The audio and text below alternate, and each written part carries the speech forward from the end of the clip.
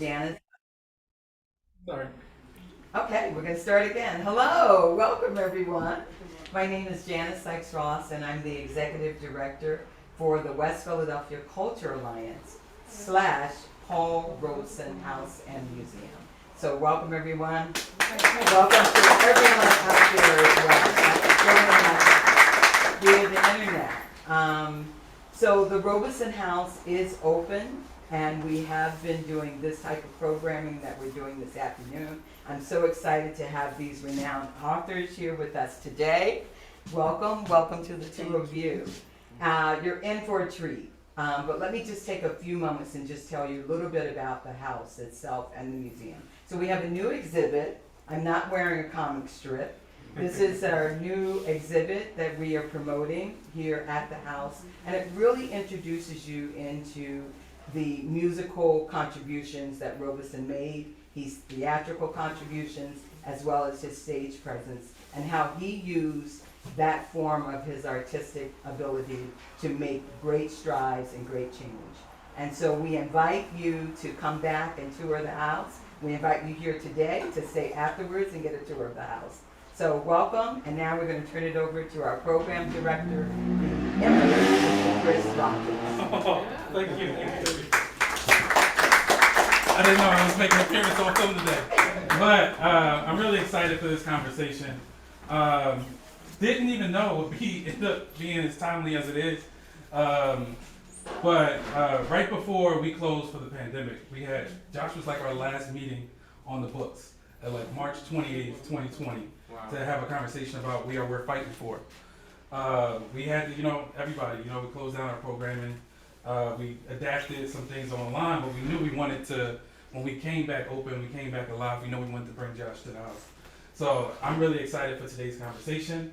And it gave him so much time that he was able to get another book out into the world. I know. I know. At this moment, right? The rest of us was just like watching Netflix. Right, while we was watching Netflix and Squid Games, he's already writing new books. So I'm so excited for this conversation. So excited to have Akanke here at the house as well. And just like how many stories of Howard and student activism I heard from her over time, right over at Maximum Level Lounge right on 51st Sanson. So I'm so excited for today's conversation. Thank you for everyone who's tapped in, people from both here. We even had some like international registrations for this event. So it's really great, and I'm really excited for today's conversation. And without further ado, introducing Professor Joshua Myers and Akanke Washington. Thank you.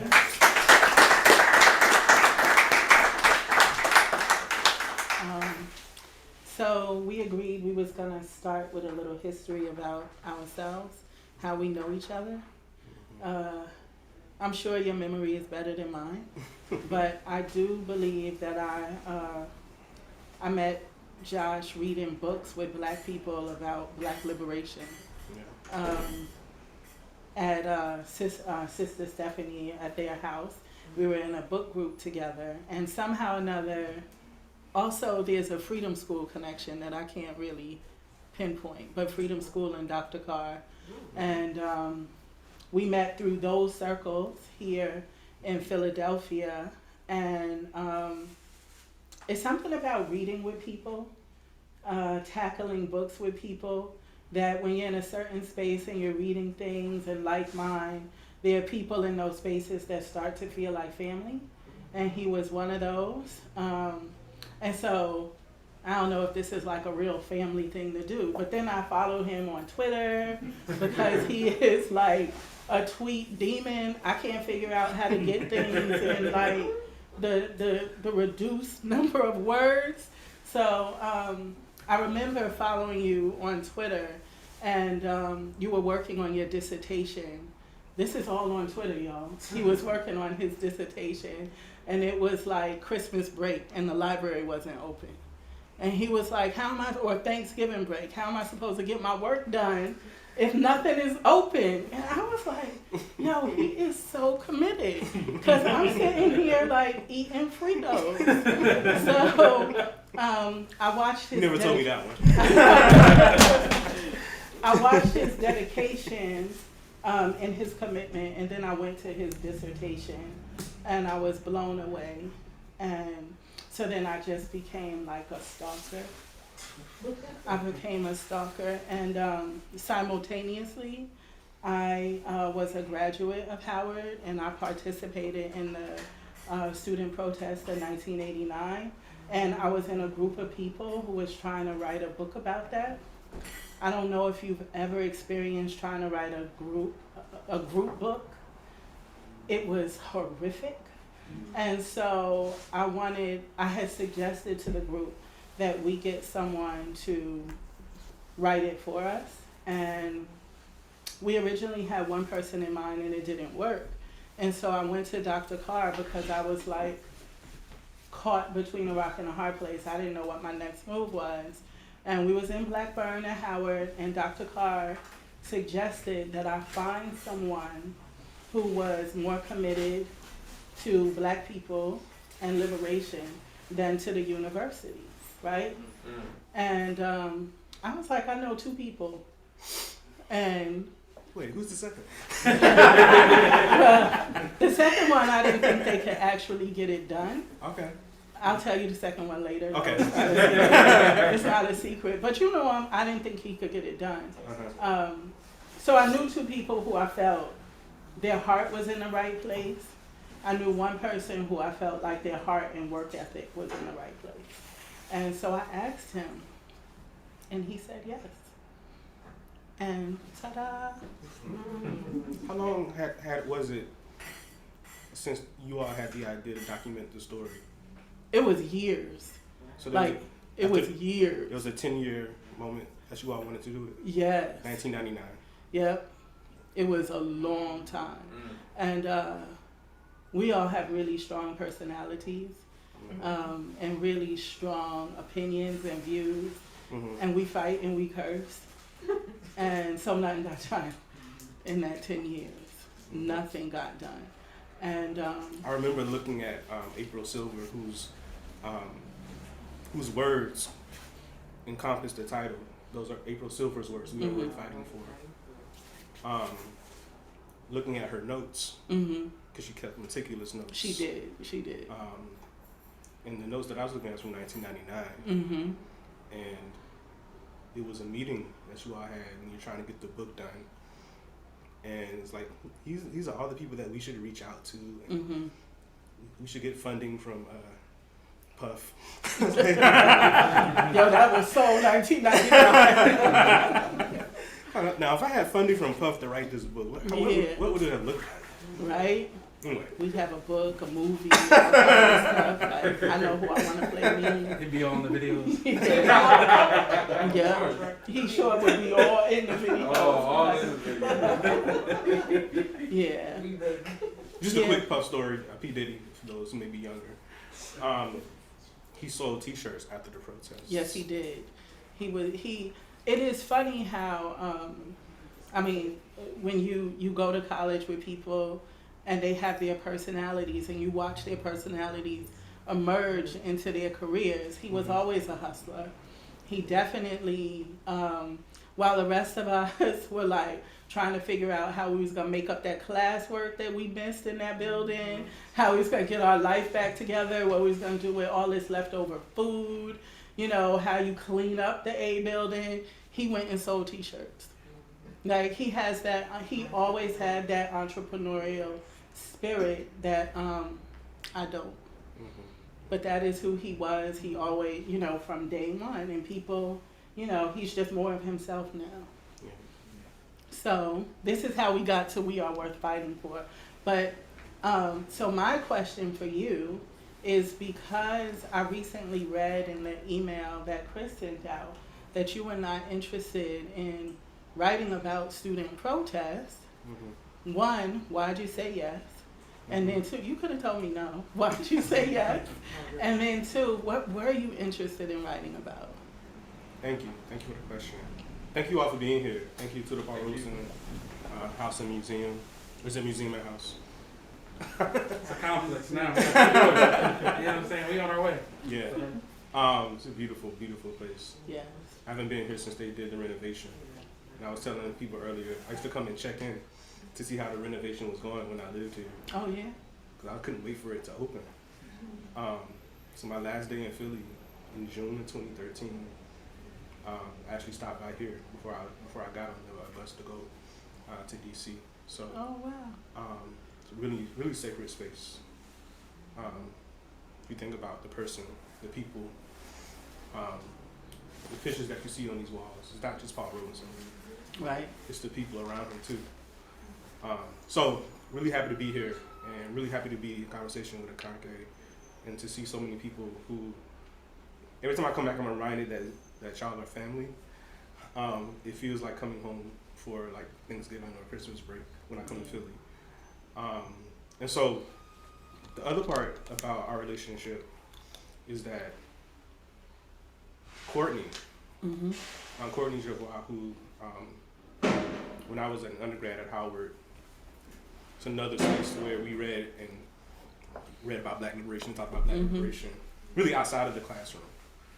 And so when I was figuring out what I wanted to do, I said, well, you have to be organizers, you have to be Pan-Africanists, right? But there was no place for you to do that kind of work when I graduated, unless you wanted to go into the nonprofit world, which is different, right? And so Courtney said, well, you might as well just come to Temple and be in Philly with us. And after a year, they left and left me here. But one of the people that they left me with was Akanke. And the people in the Egg Bay, even though I didn't come a lot, they knew that I was here. They knew that I was protected. I knew that I was protected because these people were here. And of course, the ASCAC family, the Association for the Study of Classical African Civilizations, these places outside of the university, we had a study group as well. And so it seems like every time, I think about Philly, I think about the study groups that we created and that we were a part of. And so the dissertation was just a reflection of what's going on in the study group. In those particular spaces, it wasn't something that would have been naturally connected to the curricula at Temple, even in African-American studies. Oh, that's interesting. So that was why it was so, I want to say I sped through it, but it was so intense because it reflected the intensity of the people that were pouring into me while I was in Philly, but also, thinking about this beyond Philadelphia. And so student protests social movements have now become its own field. So that's what I was saying in that little piece. Yeah. I had no interest in writing a dissertation in that field because I saw what was coming out of that field, which was sort of, as Greg Carr says, these are autopsies of the movement. What went wrong? Why did it stop? Right. And for someone who was trained in Black studies, literally the fact that I'm sitting here, right, that I can take a course in something called Black studies is because of the movement. It's because of those same movements. And the question becomes, how do you write intellectual work, teach, and literally be in those spaces created by student movements and honor those student movements at the same time? The scholarship wasn't really honoring them. It was kind of saying, oh, this is nice. What happened? What went wrong? It's a curious research interest. No, this is my life you're talking about. Yeah. Right? And the movement is not dead. And if you were in Philly, when I was in Philly, and really now, certainly, to this point, but certainly in the past 40, 50 years, and being able to connect with all the elders, the UNIA is still around. Yep. ASCAC is still around. I mean, there are so many organizations, and Avenging Ancestors Coalition. You can go on, you can talk all day. That didn't appear as if it was over for me. Right. And so I couldn't join that field in that way, in the way that they were writing about our struggle. Even in the whole, we had a long conversation and debates around what was being called Black Power Studies in that moment too. Because the so-called founder of that was also a graduate of Temple, also from the history department. And so it was a very clear difference in terms of our relationship to the movement and what was coming out of the field. And so Black studies meant what's happening now, and how what's happening now is connected to the past. And so the approach that we talked about with the '89 protest, you all said it even better than I could say it before it was even put on paper. how will this help students? Now, Right, right, that's the first thing you all said. right. That's why we need a book. And then as we were Yeah. writing it, and I say we because, you know, this has my name on it, but if you look at the acknowledgments, the first page, the other co-authors are there, right? Akanke Washington, April Silver, Jan Shackley. They gave me an outline and said, this is what the book is going to be. And I was like, okay, it makes sense. Y'all were there. I wasn't there. I was 3 years old, right? So, Yeah, you make me sad. Why did you just do that? but that's another distinction because the experts would say, well, you all were there, therefore you can't be objective about Right. this. This is not real history, Right. right? I'm like, Right. okay, fine. Mhm. But that's not, you know, how I wanted to be a part of this. And you know, the first time you asked, I was like, I don't know, right? And then you put Jam on the phone, you put April on the phone. I don't know how y'all did a three-way call in 2013. I couldn't even begin to know. Anyway, Yeah. the three of y'all were on the phone, four-way call. Yeah, Cherie. Was Cherie on Cherie the wasn't there phone? the first time. Okay. It was just y'all three. Mhm. And I'm like, are y'all sure y'all want me to do this? And it was almost like you all were saying, y'all were guided in a particular way. Just like April talks about being guided the night before the protest in a particular way.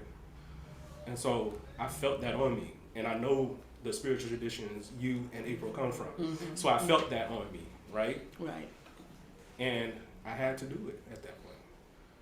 I'm It so was glad it you was did. it was a total disruption of what would normatively be the not tenure, but the trajectory of a young assistant professor to go outside of what they were doing, right?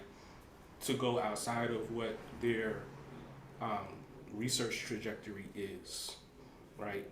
But at the same time, I had to take a step back. Who are you to say that these students who are literally in the Black Studies tradition, right, are outside of your trajectory or outside of your research interest? They have to be connected to that, right?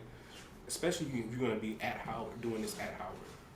And so the combination of y'all putting that on me in spiritual terms, in spiritual context, but also recognizing that there's a distinction between social movement history and writing about Black studies, social movements in a particular way with the particular people who were there, and understanding that it was connected to everything that we say that we're doing in Black studies. And that's what I'm trying to write in the introduction to the book, right? This is different. We're trying to be different, right? In how we tell the story. And so I am so glad that I didn't know then that it was outside of your career trajectory. I might not have asked, but I had no clue what the trajectory was or what it should be. I didn't. It's to take your dissertation, convert it into a first book, Okay.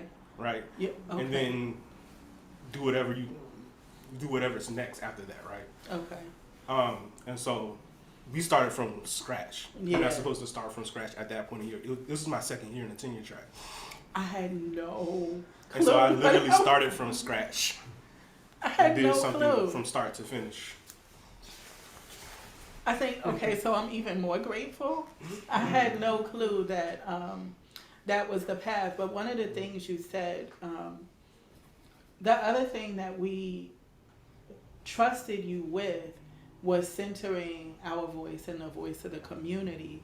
There was so much, like, I'm a reader, I read lots of things, and there's so much coming out, like, about anything, wherever. I don't even want to name the book because I don't want to start dragging people. But there are so many books that come out about things, but you didn't even interview the people. Yeah. You know, you didn't even interview the community. And like you said, those people are still alive, their families are still alive, and you done wrote a whole book about it and not talked to anybody. And that was something that we were really against. We really, even though it was the protest on Howard's campus in 1989, we were so supported by community. We were so influenced by elders and ideology that we didn't want to put that story in the hands of someone who did not value those things. Yeah, that's why the list was like real narrow. It was very, very And there's a narrow. way that you could write this book with only the Hilltop archives, with only the minutes that are in the Moreland Spingarn about all the meetings that they had, about what to do with y'all, right? And that's a different kind of book, right? Like they call it top-down history, I guess, right? But I started with you all because your voice is usually the voice that gets muted in how we talk about social movements, right? In fact, me and April, you probably knew about this, me and April had not a back and forth. I had a back and forth with the publisher because one of the reviewers, if they're out there, shout out to you. One of the reviewers said, I don't understand how this contributes to American history. What? And that's not a question we would ever ask ourselves. At all. Not us. At all. Right? At all. But when you're writing in a right. disciplinary tradition, Mm-hmm. right? What makes this story valuable? Right. And even, once it came out, I sort of thought, okay, this is going to be something that Howard people will gravitate towards and, put it on their mantle, which is another, Howard object, right? Mm-hmm. Which it probably became for some people. Mm-hmm. But the people who had nothing to do with and knew nothing about Howard Mm-hmm. were the ones that were also saying things about how it resonated, right? Mm-hmm. Because there's something about what you all were doing, something that you all captured that is just black and radical, Mm-hmm. and it's a real presence for people, especially during the time of the 1980s. Yeah. And so I brought that concern to April because when you're writing a book, particularly university press books and things of that nature, and it has to go through a little process called peer review. And the reviewer was like, oh no. I call April. April says, I don't give a fuck. Mm-hmm. It's like, okay. I told you we cursed. That's actually the first time I heard April use that four-letter word. Mm-hmm. Yeah. I'm And glad. so now I know how to go. Now I know how to go about this with the editor. Right. Right? Right. I already knew, but I Right. needed to hear that too, right? Right. And every little thing we brought to you, I brought to you, and the editor didn't really understand why I was bringing every little thing to y'all. Mm-hmm. Even the color blue that they wanted to have, and the color blue that y'all wanted to have. So, I mean, everything that you see in this book, right, is a product of that collaboration, but it's deeper than just collaboration. Even the picture.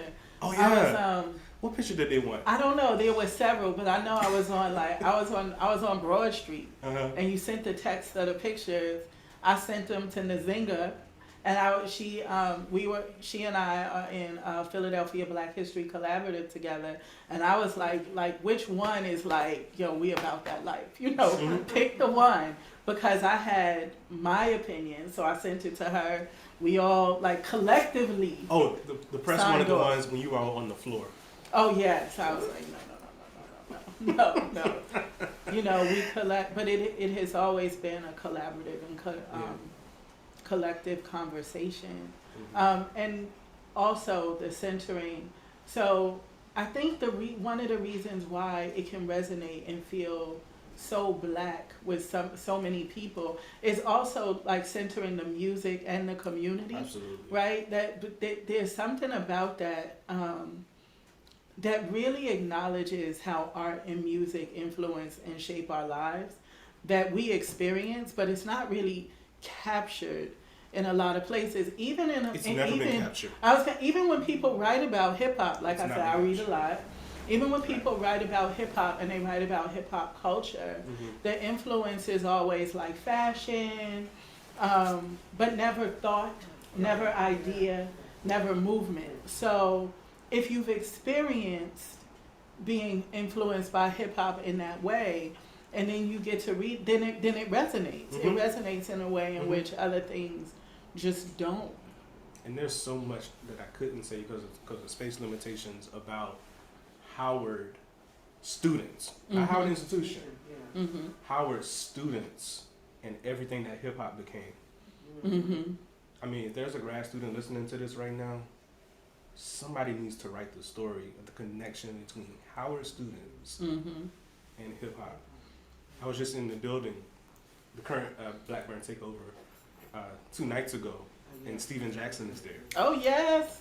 Stephen Jackson just somehow or another we got started talking about I guess what kids now would call the culture, and he just went down his own biography in terms of everybody that he knew and who he saw develop into the hip hop artists that they became. And I'm like, if I was a culture vulture, I would have my recorder out, and putting all of this, because nobody's talking about this.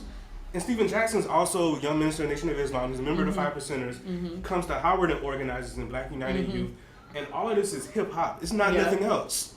It's not nothing else. They're not getting that from the university. They might get support from certain radical faculty in the university. But that energy then creates the space for someone like a Public Enemy to have lectures on campus. That's right. Nobody was doing that before you. In fact, when I tell the story, Sister Soldier, and Amir Baraka in the book. Public Enemy comes, it's 87, and they're like the keynote speakers on this panel. And Amir Baraka he's not sold yet. He says, "What are y'all actually doing? Y'all just making music, right?" And Sister Soldier says, "Yeah, but they're inspiring us to organize too." And they did. Sister Soldier's a master organizer, but she's straight up hip hop, right?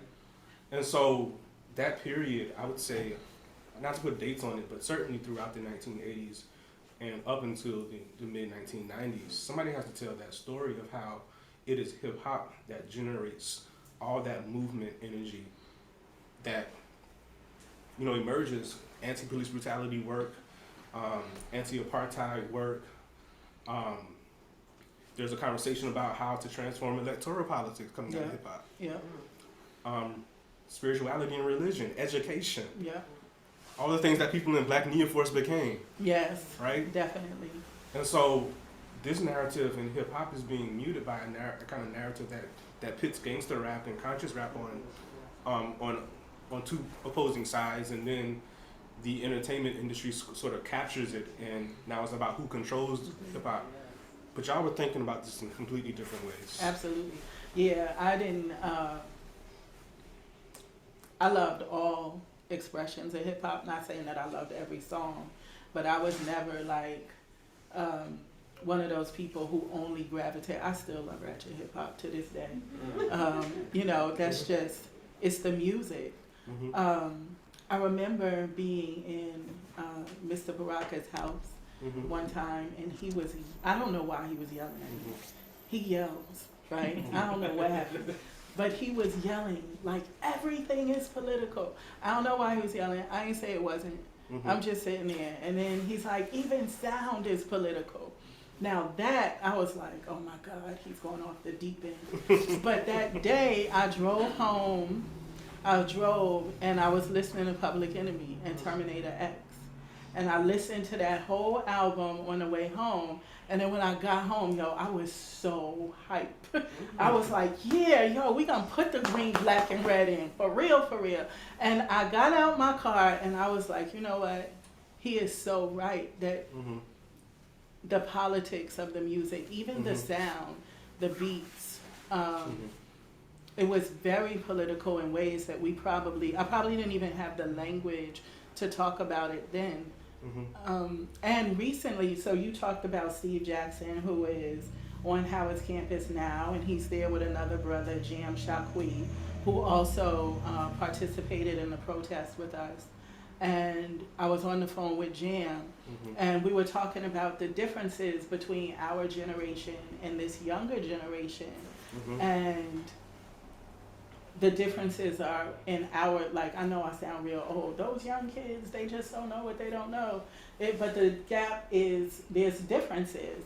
And I was saying to him, I think part of it is also the music. We had a totally different soundtrack to guide us than they have.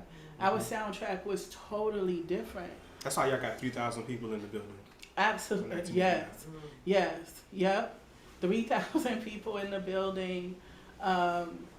On a wing and a prayer, on the ring and the prayer. Like, there was nothing that said you can't do it.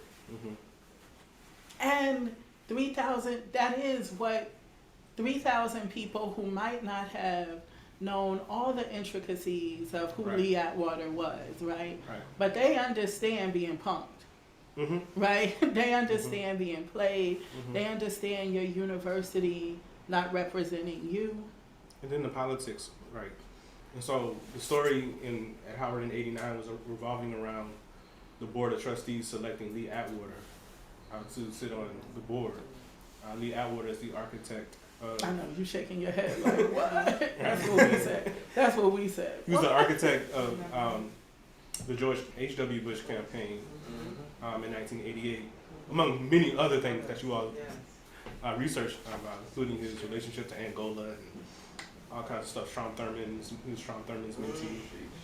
But anyway, the ultimate nail in the coffin for Lee Atwater was that it was his decision to air a racist ad, which now seems quaint because of the last several years in American politics.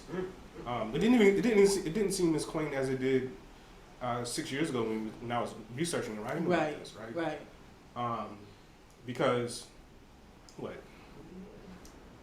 in the last before Trump, this would have been a bombshell even then. Right? But certainly in 1988, when you used a black man as the representation of criminality on national television as a means for winning an election. And so the person in question was William Horton. They call him Willie now. He never used that name, which is another way of infantilizing him. But they used that image, and then the suggestion was that if you select the Democrats, Michael Dukakis, right, you're going to allow these black men to rampage our communities like William Horton did. But the target, in many ways, were the same black men who were students at Howard. These were mostly, at least in Black New Force, unlike Raz, most of the people in Black New Force are first-generation college students. Inspired by not only hip-hop, but having to live, in many respects, in consequence of Reaganism. In the urban settings of places like Philadelphia, the Osage Crew in Philadelphia. That's what they called themselves when they got to Howard, the Osage Crew. The brothers who were from New York and the brothers who were from Chicago, so on and so forth. They were directly targeted by this ad. Yes, definitely. It felt personal. And so Lee Atwater, he uses that to win. And so his gift to us was George H.W. Bush, whose gift to us was George W. Bush, right? And so, I mean, you can, everything that you charge George W. Bush with, you can charge Lee Atwater with, right? February 1989, he gets asked to join the board. By February 17th, you all are organizing against him. Right? You joined the protest after it starts, right? I wasn't. I joined Neoforce after it started. Did you go to the planning meetings before? I didn't go to all the planning meetings because I wasn't an official member. Neoforce had a process. You had to have, they had meetings on Friday, and you had to have 3 Friday meetings and an interview. So I had my 3 Friday meetings, but I didn't have my interview because stuff happened, right? And they weren't interviewing. So you were a freshman. I was a freshman. I came to Howard, like, for a lot of reasons, but specifically, I knew that I wanted to politically get involved, largely because of Public Enemy. I'm from Roosevelt, they're from Roosevelt, right? And I had read Chuck D's father told me to read Assata Shakur. And so I came looking for that. And Black Neoforce was the organization on campus that had, I think, the closest nationalist ideology. And I was looking for that. So I immediately went through the process of becoming a member. I just didn't complete the process of becoming a member by the time the protest started. So there were meetings that I could be involved in. and meetings that I could not be involved in. Mhm. So some of the planning meetings I was there, plus I was, and then even the ones that I wasn't there, I had become such good friends with the people who were there Mhm. that then there's always the meeting after the meeting, like, you know. Mhm. So this is an organization, Black New Force, that meets every Friday. Black students at an HBCU meeting on Friday nights, which tells you a little bit about something about their approach.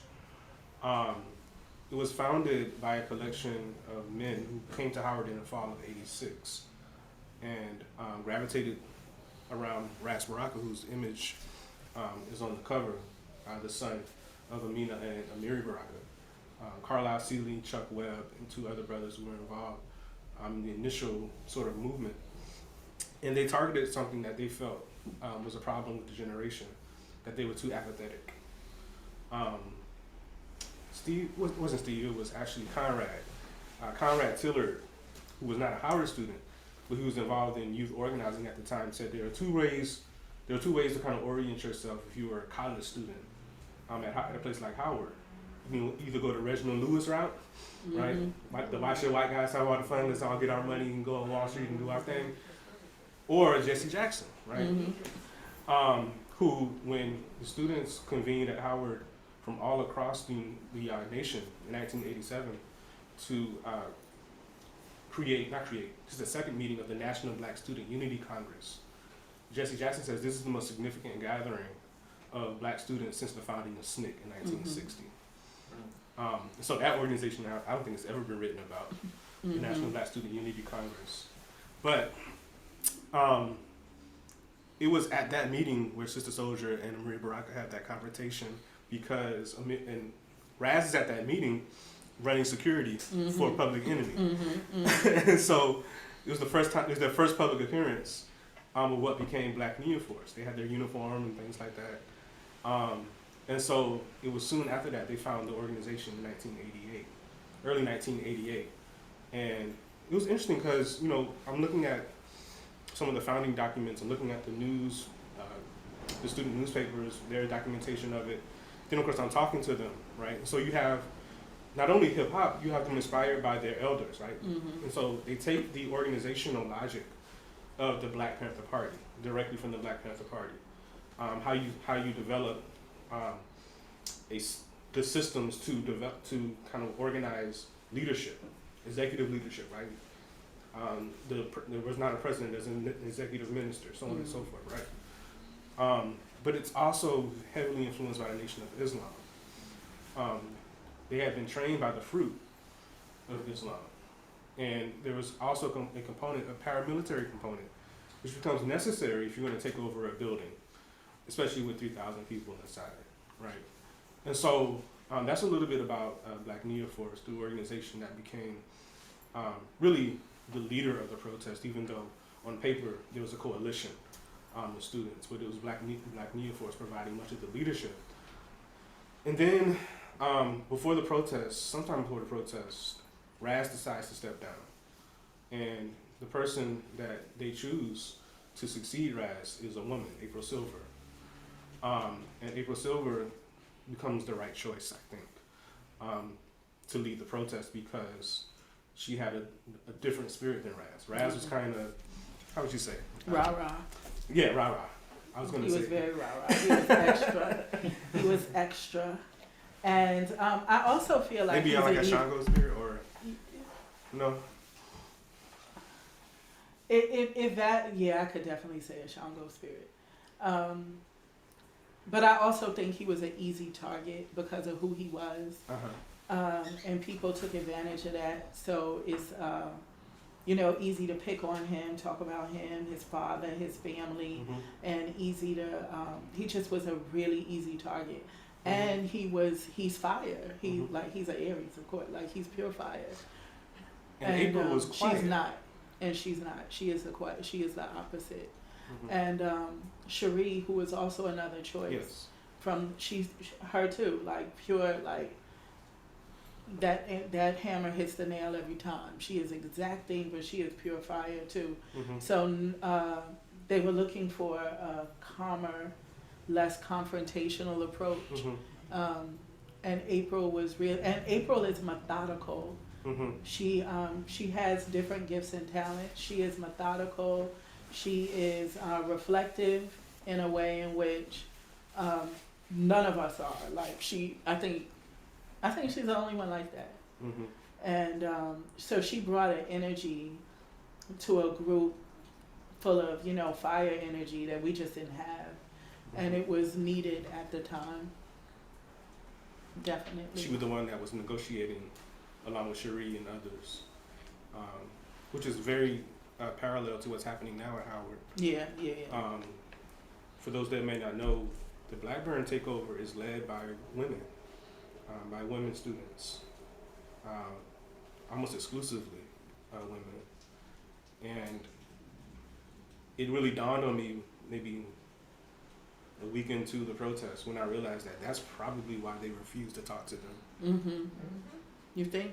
I think so. I don't know. I hate that man. Like, whether he's not talking to, I think that's an element to it. It's so These little girls unbelievably have the audacity disrespectful. to talk to them. Right, and these little girls have the audacity to pull you to the carpet. He is so exceptionally disrespectful. He was a freshman too at the time of the protest, right? I don't know if he was but I know he was. Yeah. He is, and again, people become more themselves, Sure. right? He is, unfortunately, he is bred from Howard too. Mm-hmm. Howard produces all the things. Howard produced Kasim Reed. Right? Yep. Who was actively against the protest. That's it. I didn't know that. You probably should have told me that off camera. To start cursing. So, but you do know that Lee Atwater met with a group of students. I do. Mm-hmm. Right? Which is what they kind of try to do is like, right. Oh, we talked to the students and these students said this is okay, and we don't know who those people in the building are. Right. We talked right. to Kasim. We talked to these ones. So I mean, yeah, it's. But I thank you for mentioning the influence of the Nation of Islam, because we were so exceptionally disciplined. Right. And it was not because we came to school that way. Mm-hmm. It was literally because of the Nation of Islam. And they taught us how to drill. They taught us security. They taught us everything that secured that building, from the roof to the basement. Mm-hmm. Everything that secured that building was taught to us by young people in the nation. They were out. It's not young people in the nation. And I do feel like I have not been to Howard's campus for this protest, but when I went for the one a couple of years ago, the presence of that Nation of Islam training was clear that we had the benefit of that. Sure. Right? We had the benefit of that. When I went to the protest a couple of years ago, I walked in a building and I'm like, wait a minute, where's security? Where's this? Why is that camera on? Why is that camera on? Like, I can't do this. Like, what's going on here? But your brain clicks, and I went into like security military mode, and then talking to the students, they just didn't have that same influence. So I am exceptionally grateful for the nation for giving that to us. Just one more thing, and then we can probably pivot to the second book. Yes, because I have questions. The stereotype of Black nationalist organizing is that women were behind. Yes. And it's a stereotype for a reason. Uh-huh. Because it was never true. Right. But it certainly was obviously not true for Black New York Force. Right. And yet at the same time, that doesn't mean that there wasn't issues between men and women within the organization. Can you speak to that a little bit? Where do I start? I think most of the women in Black New York Force are similar to me, right? You grew up in a house with Black women. I grew up in a house where my grandmother is the matriarch. I went to a Baptist church, Union Baptist Church. We had a male pastor. He wasn't in control. He wasn't in control of nothing, right? My grandmother was in the missionary, very similar to Ella Baker's story, where she said she learned all of her organizing from the women in her family in the church, right? So my grandmother was in the area club, my grandmother was in the missionary. The idea that women couldn't control and do, it never crossed my mind, right? It was not a part of, the ecosystem in which I was formed. It just was not. Even in my high school, the only thing I was ever denied in my high school was to join the football team, right? And he wasn't even like, it's because you're a girl. He was like, the breast pads do not fit you. So it wasn't even, it just wasn't a part of my life that black women could not lead, control. And the pastor was like, that's what we're gonna send you to do. That's your job. You give speeches on Sunday. But all of the things that went on in the community were run by the women in the community. And I think a lot of us had that experience. So when you get to Howard, even if it wasn't in the church, you grow up in a household with black women who are capable, who are working, who are doing all the things. And so when we get to Howard, the idea, it never dawned on us that there wouldn't be, it wasn't even an issue that April was a woman for executive minister. That wasn't the issue. And it never dawned on me until later, reading about sexism in communities, that it was an issue for some people. Right. Definitely we had issues with gender. And so, and there are things that sometimes I think we put on gender that aren't necessarily gender. Raz could say and do no wrong, right? But I don't think it's because he's a male. I think it is because he is Raz Jua Al-Aziz Baraka, right? He is Amiri Baraka's son, and he is very charismatic. He comes with a lot of fire. I don't think it's solely because he is male.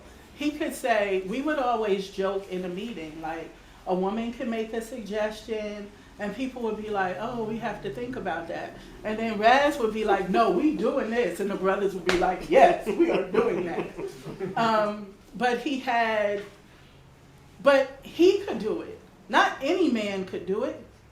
You know, it wasn't solely because he was male, it was because of the energy he walked with. Because there are plenty of brothers in the organization who might have tried it. And they can't do it. So so those dynamics, even though sometimes it seems gendered, I don't even know what it is.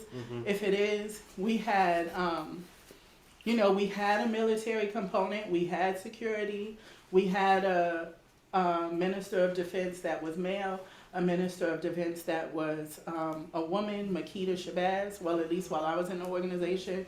And we trained together, we worked out together. I didn't get less push-ups because I was a girl. I think they should have considered that. I didn't get to run less because I was a woman. I think they might have considered that. So, I mean, I love the way in which we were able to politically develop. Were there mistakes? Of course. Because we were 18, 19, 20. Your brain ain't fully developed. You know, you get a degree of power. You think you know something. Did we make mistakes? Yes. We made a lot of mistakes. There were lots of crises in sexual politics, all those things. I'm not trying to romanticize any of those things. But I also think we got a lot of things right, especially for our age, right? Especially for our age. I don't know if that answered your question. Yeah. I hope so. But I think a lot about the assertion of sexism in nationalist organizations. I've heard, Kwame Ture talk about it. It just baffles me and I always urge when especially young people, because young people come with this now, like nationalism is inherently sexist and toxic, more so than any other ism. I don't know how we get there, but young people come to me with this, and I always urge them to look at the organizing documents of most Black organizations that I'm aware of, that they're so inclusive of women. right? I just don't like black people, even in the church, like they're so inclusive of women that I'm not sure how nationalism gets more sexist than any place else. I mean, even when you look at the Black Panthers and all of their problems, women were in every stage of leadership. So, I don't know. I think it's something you continue to think about, and I just remember going through the archives that you brought me, and looking In a at, suitcase. Like, they were so organized. I didn't have to process them at all; just pull them right out. But looking at the retreats that you all did, and the meetings that you all had that were for everybody, and then the ones that were just for the men and just for the women. I think at one point the men went on fast, and you all did a supporting fast with them. And, I mean, it's just fascinating to me, the things that get erased when we put the labels on things. Yeah. Particularly the labels on Black people's movements. I hate those fasts, by the way, but yeah, I wasn't happy about those. Yeah. So there's so much more we can say about Black Neophores. Yeah. I mean, there's enough for a book just on Black Neophores. So I'm not gonna write it. I'm you see my eyebrow? Like, I was gonna say. are you volunteering? Are you volunteering? Sounds like a sequel. Yes. Yes. It is a lot we could say about the organization, and then just Howard at that time. Sure. The pulse and the heartbeat of Howard at that time feels very different than the pulse and the heartbeat of Howard now. Mm-hmm. It's kind of like, I mean, I have this experience in multiple areas of my life.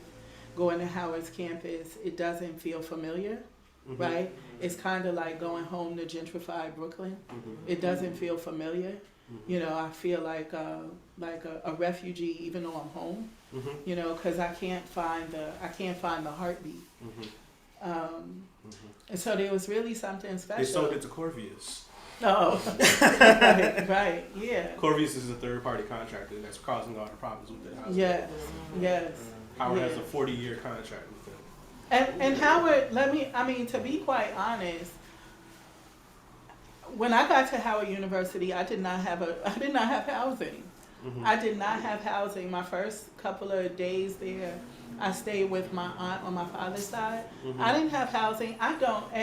And the things that people were willing to do then that they are not willing to do now. Like my family was like, go to college, go ahead, right? They drove me down there, dropped me off. It didn't matter that I didn't have a dorm. I didn't have a room. This was like pre-cell phone. But they knew your aunt was there. Yeah, it's true. And I had two cousins who were at Howard. Right. But nobody would do that now. Like, you got the cell phone with the track. I got my daughter's tracker on my cell phone right now. I gotta know where she at. There's a parent advocacy organization. My parents would have never. Never. But yes, I guess it's part of the consequences of privatized university. Yeah. Privatized university. Yeah, it is. And then parents have to be another part of that because there's less of I tell it to older Howard folks, I tell it this way. There are no Miss McLeods. Right. Miss McLeod was like our mother. She was the mother. She was. Right. I mean, and it's so, okay, we're going to move on to this book, but it is so important. My daughter did not go to a HBCU, but when I took her to campus, I found that Black woman who was going to take care of her. Right. And you clear this your job. You campus mommy, I'm mommy like 45 minutes away, but this is campus mommy. Right. I found that Black woman that was going to take care of her and there was shared language, culture.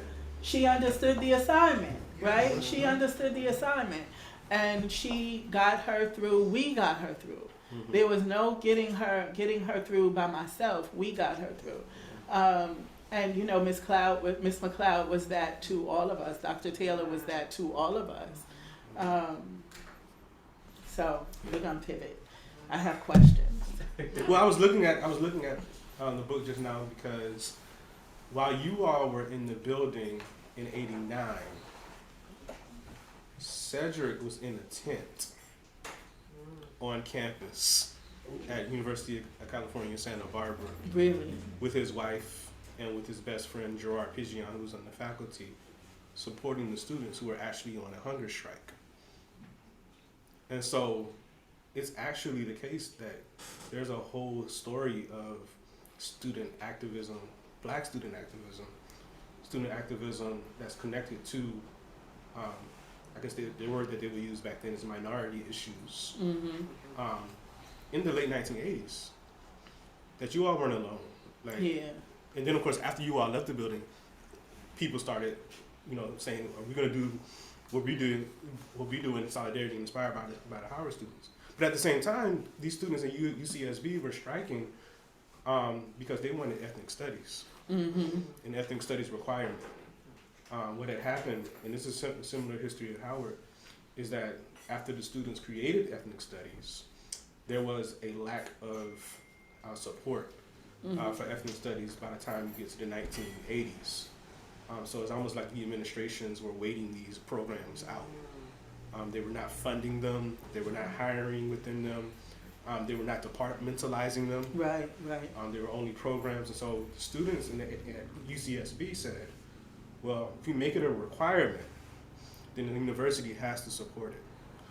And so Cedric Robinson was at that point, the chair of political science. But he came to UCSB as the director of the Center for Black Studies. And one of the students came to him. She was a freshman. Her name is HQ. And they said, you should go ask Cedric to support us.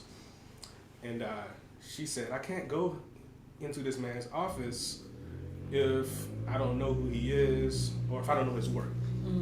She knew who he was because she had organized previously with his wife, Elizabeth. But so, and this we'll get a kick out of this. She said, I'm not gonna go until I read his book. So she went into the library and read all of Black Marxism. What? And then felt confident. Okay, now I can talk to this man about supporting us in this struggle. It's like, wait a minute. For real? I'm interviewing her. So you just sat there and read all of Black Marxism? That's a monstrous task right there. Wow. But she said, I'm not going to go into his office without knowing his work. And that was the start of a very long relationship between the two of them that existed up until his passing.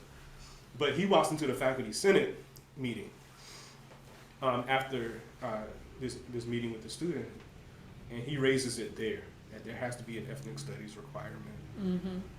It took them years, 3 to 4 years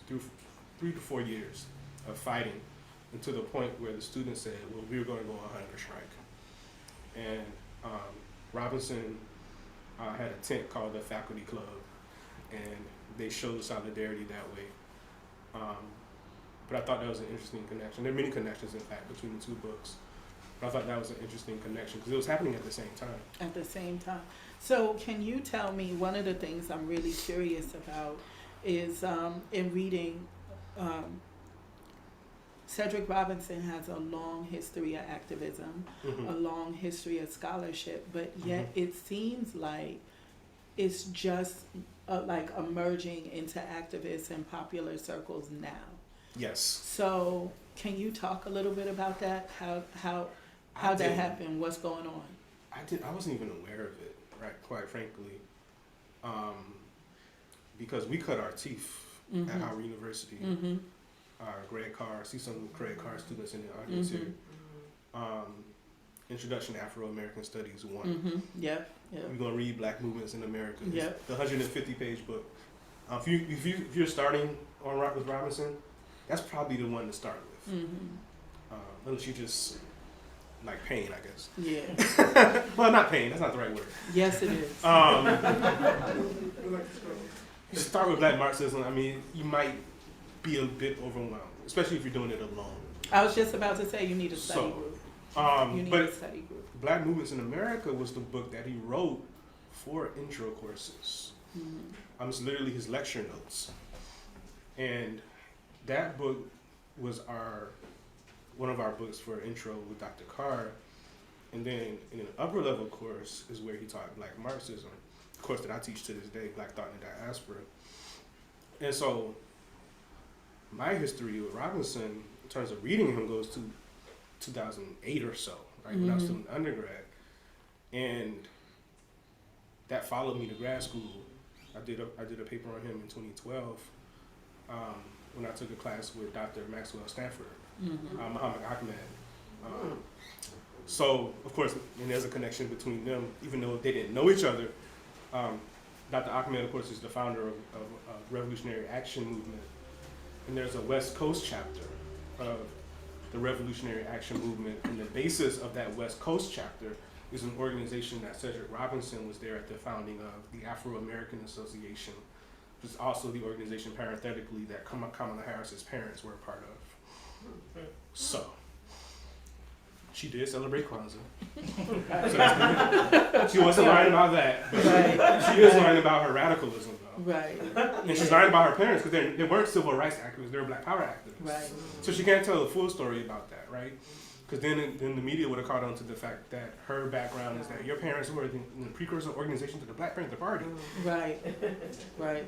And in fact, they tried to New York Times actually tried to interview me. It's like, no, y'all not gonna blame me when her campaign tanks. Yeah. Black Twitter would have dragged you. Because had that come out, I mean, you're talking about Donald Warden. Yeah. This cat is not legible to a kind of mainstream narrative around civil rights. Yeah. In the case, Cedric Robinson was there, so that's the connection between him and Dr. Stanford. But in either case, I was sitting with Shante Reese, who is a scholar out at the University of Texas, doing really important work on food justice, among many other things. And I was actually writing this book, sitting with her. I talk about this in the acknowledgments. And, well, I don't say what she said. She said, you know, for someone who doesn't like the spotlight, I don't know why you would write about Cedric Robinson. Because I didn't know. I didn't know that there was going to be all of this attention on him. Because he was always a part of how I thought and how I thought about Black studies. But now it seems like there's this explosion. It is. And you even came down for the, you came all the way from Philly to DC just to hear Ackland Lynch and me talk about Black Marxism. That's right, because that book is hard. But it's an indication of... I will ride for a good book. Yeah, it's an indication of it's out there now in a way that I wasn't really expecting, and I can't fully explain. Because at the same time that it's out there, a lot of people aren't actually reading it. Yeah, yeah. And so what do you call that? Is it cloud chasing in a way? Is it? I think he's popular. He's popular, and I'm not really sure. I'm not sure why or how. I do know, yes, most people. I read Black movements in America. I read like a third of Black Marxism. Right. I need a study group. Y'all, I'm telling you know, I need a study group. I read like a third of Black Marxism. I don't know how he becomes. I mean, I think this is a byproduct of the time that people can become popular, but it's not their ideas. Okay. Right? It's not their ideas. It's not their ideology. Okay. And we could see this with like Well, that makes hashtag sense. Asada taught me. Okay. And Okay. it's like taught you what exactly? Because the association I think that people have with him is racial capitalism. Right. They do. Which is so minor to his work. Right. Right. In terms of his conceptualization, right? And in fact, one of his students emailed me So just wait, this week. can you give me I just want to pause, Yeah. and I want you to explain racial capitalism. Right. Because in my experience, I think you're correct, but I also feel like because people don't read it, they don't even know what it means. Right. Right? They Right, just right, know right, the right, term. So Right. So I think there's this in this moment of I dated to perhaps Occupy 2011, right? People in my generation, people who were born in the mid to late 1980s, are gravitating towards anti-capitalist thought, right? Because our lives make sense. Yes. You know, we can't do things that are our parents or even grandparents could Right. do with what they had, right? Right. And so that causes questioning, right? Why do I have, Right. 6 figures of student loan debt, right? Mm-hmm. Why can't I buy a house? Why can't I do Right. all these things that I'm supposed to be able to do? And so I think that questioning around capitalism was a major moment of the last 10 years, especially in the fact I came out of Howard in 2009 where economic collapse was everywhere, right? Right. Dr. Right. Norman had to like scrape Yes. money for me just to have like Yeah. basic stuff. I was making less than $20,000 a year, Right. Right. living in Philadelphia. So that was something. And by the time you get to the police killings, starting really with Trayvon Martin, but certainly by Michael Brown's killing, there are people who are coming into movement space now. And I don't like the narrative that the movement started with this, Right. because even if you look at the organizing in Ferguson, those organizations long predated Yes. Yes. Michael Brown's killing. But at the same time, there's obviously a new energy now. And those two strands end up fusing together at a certain point, where people want to talk about class and race, right? And race and class, and race and capitalism, and so on and so forth. They made the connection, but it was in fits and starts. Robinson's notion of a racial capitalism, I think, is just giving people a shorthand for saying that you have to talk about the two. Right. Yeah. And even if not that capitalism has a racist element to it. Right. Because there's this long running strand of particularly American radical thought that says that race is an epiphenomenon of class. That if you get rid of capitalism, racism will just go away. And I think I believe that. I believed that in the 90s, and then I went to Cuba. Right. I absolutely believed that. Right. At one point. And that's Paul, I'm sitting in the Paul Robeson house, right? So Yeah. he was one of the first people that attacked that notion. But anyway, actually it goes back to the Socialist Party of America, late 19th, early 20th century. Du Bois walks away, Hubert Harrison walks away from those organizations because they weren't talking about race and class. But I think Robinson's racial capitalism is just giving people a shorthand. So now we can have this particular conversation. But he wasn't talking about the functioning of capitalism now. Right. Racial capitalism for Cedric Robinson was about the idea that capitalism comes into a civilizational moment, right? When it emerges, capitalism, wherever you birth it, right? Some people say 16th century, some people say the 19th century. Like, y'all kind of late, but okay. Yeah. Very. But Robinson says the moment of its birth was in a civilization that was already racialized. That's his argument. Meaning that capitalism can only be racist because it came out of a civilization that was racist. And so what you're calling capitalism is not some orderly system. It's actually chaotic. And part of the chaos is the ways in which you hated people within the moment of feudalism, because of the particular locations and the particular geographical spaces and the particular forms of labor and the particular families and all these moments of difference that catalyzed feudalism don't go away with the emergence of capitalism. They are combined with the development of this profit-generating system and this system of labor where we're moving people and moving labor, moving capital all over the planet. But that process was racialized because the people who did it understood the world in those terms. And in that sense, he was describing the origins, right, of capitalism.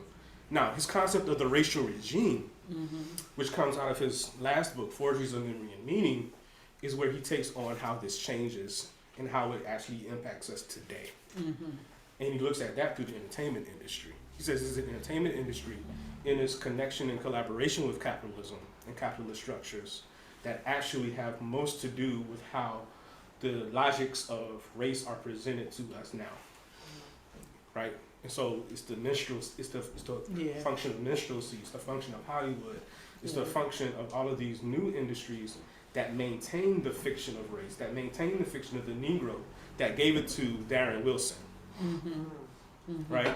That gave it to, I can't remember the names of people who are in trial right now that killed Ahmaud Arbery. right? Mm-hmm. They get that from a different source. Yeah. Yeah. And so Robinson calls that the racial regime. Okay. But yeah, I think to the extent that racial capitalism has very complex origins as a term, Robinson's usage of it is really about the origins of capitalism, where I think other people's are linking it to how capitalism functions in the present, or perhaps in the recent past, or how class and race have to be talked about together. So that's kind of So it might sound like I'm going backwards. So if Robinson was always there for you and you weren't really attached to the pulse of this reemergence, what made you choose him now? I didn't. It's the same thing that happened with me and you.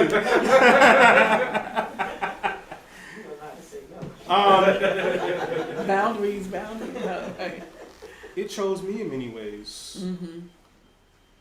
I was actually surprised and very saddened when he passed away. Yeah. In fact, because you always think that people are going to be around. Yeah. He wasn't old. He wasn't that old. He was 75.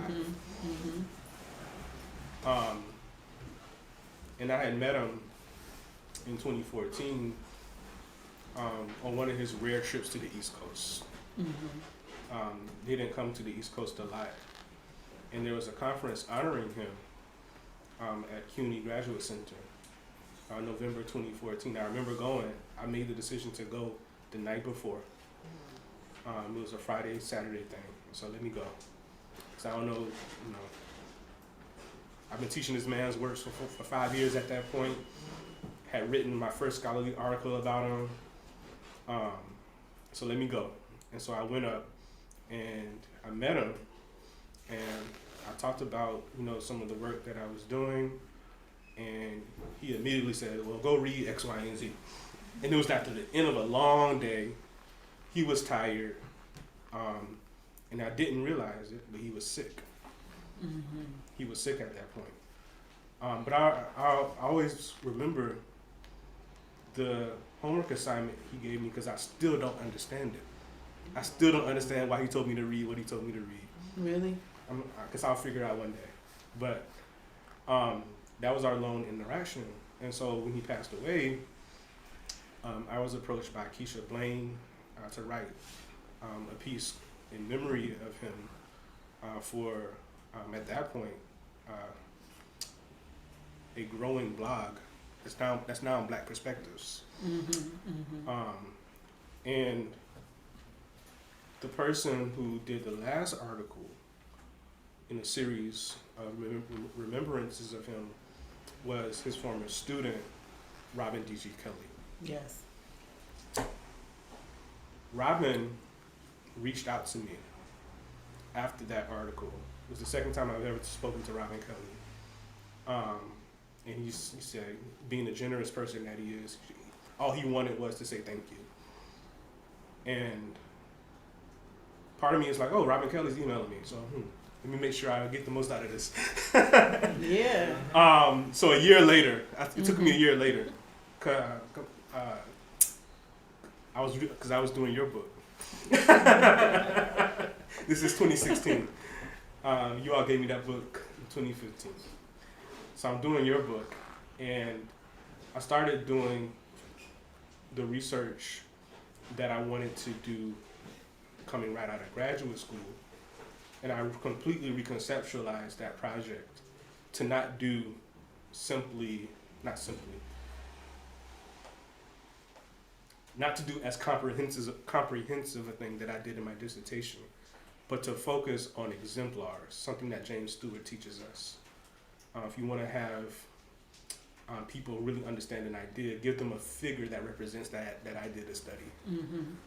He says that's something that Black studies have to do, right? Go to our exemplars. And so I chose 4 exemplars to really demonstrate what I'm trying to do in my dissertation. Robinson was one of the exemplars. I have to say the other 3 now, right? Sylvia Wynter, Jacob Carruthers, and W.E.B. Du Bois. Okay. So that's the book I'm working on right now. But this chapter on Robinson was done within a year.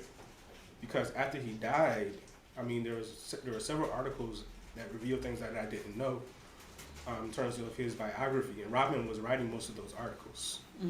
Robin wrote the best obituary, Cedric Robinson, The Making of a Black Radical Intellectual. And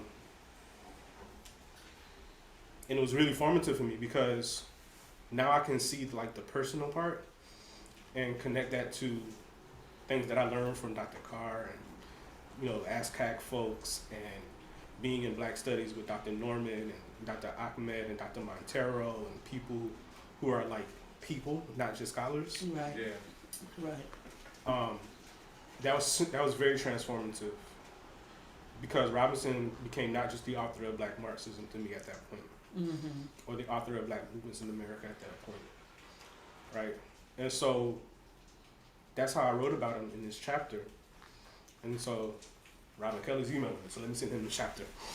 So I sent him the chapter. Robin reads it in like 12 hours. It's like 20,000 words. And he sends me all his feedback.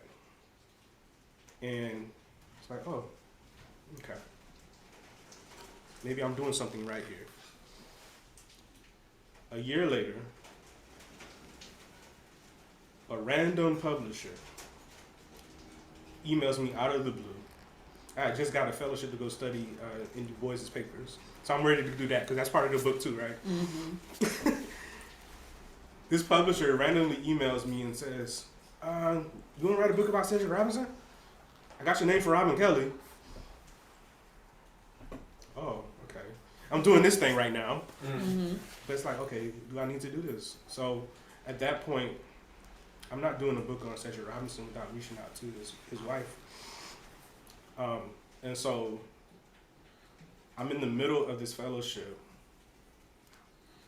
This book just sent to the editor. So I'm thinking, like, I'm gonna chill for a while. No. Yeah, what's the reward for good work? More work. That's right. So I write what I think is like a first try at a conception of a book on Cedric Robinson, but they liked it too much. The publisher liked it too much. For me, I'm hesitant, because there's a way that you talk about ancestors, right? There's a way that you talk about exemplars, to use that term again. And there's a way that you go about writing about people that are no longer here, but have people that are here. They took my joint and ran with it. I'm like, wait a minute, I'm not ready yet. Right. And so Elizabeth finds out about it, not from me, but because it's circulating. It's like, oh my God. And so now I gotta call her. So I call her and I talk about myself, because that's what you gotta do with elders, right? Who are you? Yeah. Because I wasn't in the circle. It's another point of hesitance for me, right? Like if somebody decided, God forbid, you know, to write about Dr. Carr, I'm like, who are you?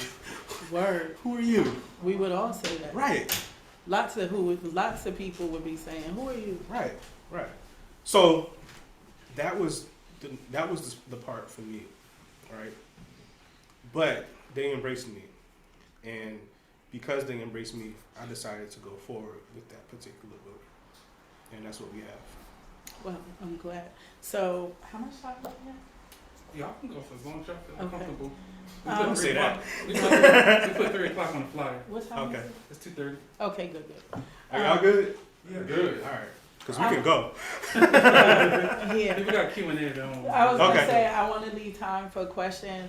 And I'm sorry, like, I haven't seen him in a while. It's a pandemic. He been writing books. I've been watching TV. So I have lots of questions. I've been watching TV too. I want to know what you've been watching, but that'll be aside. I watch Propaganda. I need to know. Okay. So in the beginning, in the first chapter, there's something that I want to talk about. You began to talk about Cedric Robinson's genealogy, his intellectual genealogy, and you said that when he talks about his intellectual genealogy, it's not just scholars. He starts with the story of his father. Isn't his father? His grandfather. defending his wife who was attacked by, a racist white man. But you described him doing that as African, Yes. right? And I want to know, what about that action? What about telling your story in that way? How do you attach that to being specifically African? We don't do anything without calling out our ancestors and everybody that came first, right? And history in the African sense is what your ancestors did, right?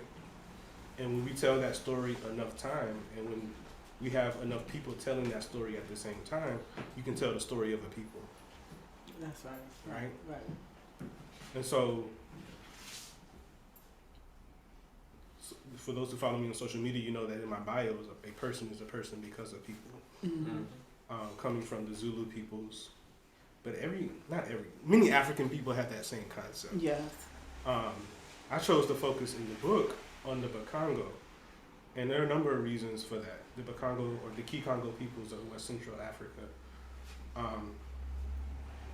I'm fascinated by them because they have what I believe is a coherent sense of his history. Mm-hmm. Meaning, their notion of history, they believe, is carried in everybody as an individual. You don't really have to be taught history. You are the history, right? Mm-hmm. Your life is the history. Because as some of you may know, under their system of babysitting, the Kendezi, Mm-hmm. by the time you are 6 months old, from the time that you are like 2, 3, 4, you're being constantly poured into about your people. Mm-hmm. Like, that's literally what they mean by babysitting. Mm-hmm. So I encourage you all to read the work of Bunseki Fukiao, Mm-hmm. who talks about the Kendezi. And I tell my students, we do this too, right? Right. Some of y'all were like 5, 6, 7, 8 years old, and you had the responsibility of taking care of people younger than you. Yeah. And you also knew that there behind you was, if you mess up, somebody's grandmother, Yeah. right? Who could tell you how to do it right. Right. That's basically the Kendezi system. Because Right. elders and younger people were responsible for the care of children. Right. Right? Right. And so Fukiao talks about that. But It Fukiao, also frees up the woman to heal right, after Right. she goes through the birthing process. right, It gives Right. her time to heal. exactly. So there's this collective notion of care, but it's also their form of like historical education. Mm-hmm. Who are your people? What are your people doing? Mhm. Right? And so I used that example from the Kikongo, but I could have easily used the Bamana peoples or Bambara peoples from West Africa and the notion of the Jali, right? Mm-hmm. Of telling the stories, and they take it even, not even more seriously, but there's more of a, how would you say it? I guess there's more of a, they're more known for it because they have it almost in a caste-like system, right? Mm-hmm. The historians are born into kind of a caste. Right. And I don't like that word, but Right. I think that may explain it.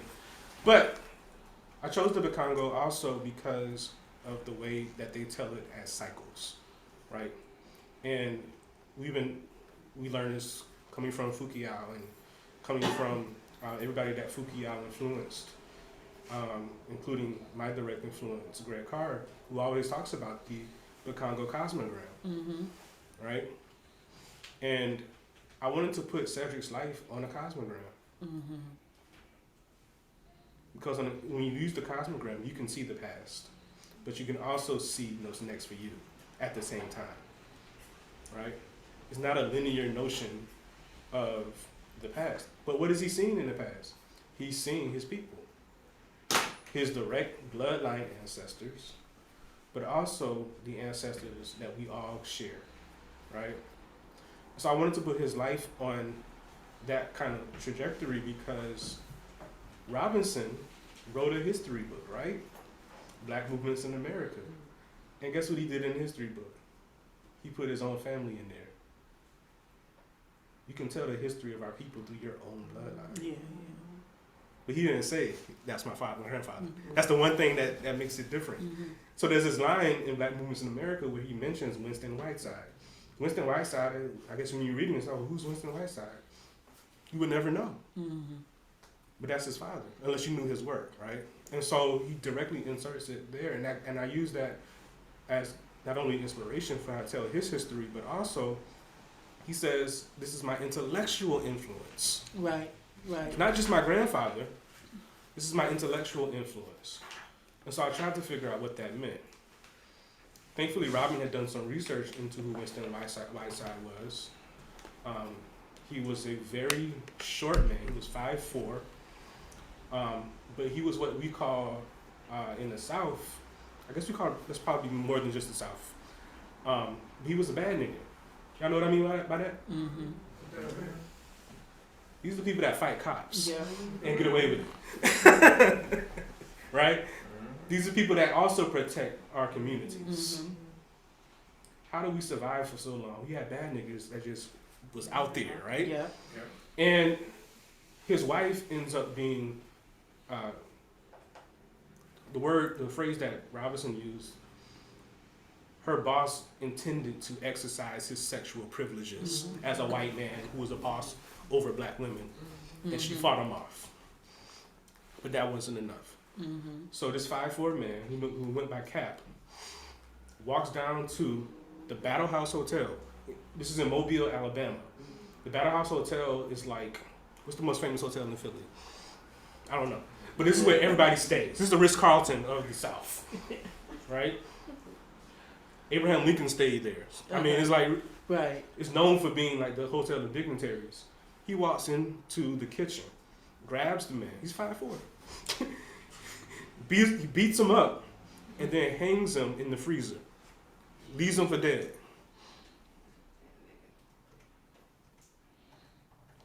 And I talk about in that book is that black people in Alabama did not allow for white folks to exercise sexual assault against black women without consequence. Right. And that's not just true in Alabama. I believe that's true throughout the South. Right. Right. People like Danielle McGuire have begun to write about that. In her book At the Dark End of the Street. Right? Yes. It's present in other places. In South Carolina, there's a book by Kate Gillen called Shrill Hurrahs. She's going through the Freedmen's Bureau archives, and she's finding all these black women who fought against their assaulters, right? You could also read about it in Beverly Jenkins' historical romance novels. Okay. I'm dead serious. She has a rebel series, like women who just, right, and that is largely they fought against their attackers. They ran and moved and Oftentimes we look at these stories as exceptional. So I'm glad that Robinson looked at it within his own family, because it not only explained how he was connected to what we call the black radical tradition, right? Black folks just wasn't going to take certain things, right? And Philly is a great place to study that too, right? But because where did people from Philly come from? Anyway. So Cap, of course, can't stay in Mobile after that. So he goes to Chicago and then ends up in the Bay Area, stays for a year, then sends for his family, including Cedric's mother. And by 1940, she gives birth to Cedric. And so they came before the major part of the Great Migration to the Bay Area. So there's before the Second World War, there's a small, vibrant black community in Oakland, but it's not what it becomes after the Second World War. I mean, they had the UNIA in Oakland, because you had the Klan in Oakland. Yeah. So you had to have the UNIA. They had, of course, the church movements. They had labor unions. But by the Great Migration, it just expands. They were calling Oakland Baby Harlem for a while. And so that's what Cedric was born into. Do you know I lived in Oakland for a while? No. I did. Elementary school, like 5th, 6th, 7th grade. Okay. Yeah. Oakland's the first city in America I've been in, where they put the red, black, and green flag on the light poles to designate a black community. Oh yeah, yeah. Yeah. So can you read a section for us? Oh my God. Is that okay? I don't know which one I want to read. Let me see. Okay. Let's go to the end. Okay. I want to hear it in your voice, and then if it's okay, then we can have Q&A. Is that all right? Are you good with doing the picking and stuff? Yeah, I can see. Okay.